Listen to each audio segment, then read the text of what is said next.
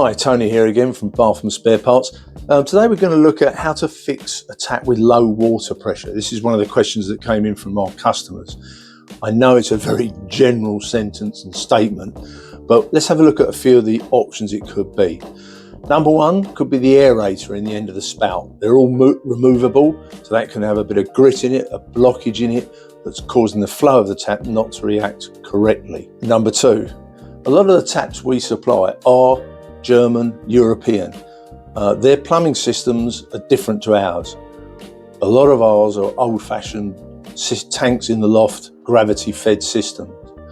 They have pressurized systems directly off the main. So what they use is smaller bore hoses in their taps. So the problem is you could fit a tap with a small bore hose and that fit it onto your plumbing system at home, which is gravity fed, and you will end up with poor water flow because you've just got small bore hoses and there's not enough volume in that hose to give you a flow to the tap.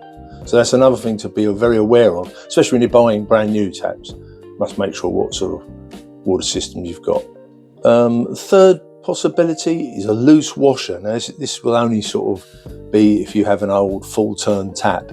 But I've known sometimes that the actual washer wears and then literally comes off the little peg holding it onto the full turn valve, and then you end up with the washer floating about and getting wedged. So when you open the tap, again, flow of water's restricted because this washer is flapping about inside the tap.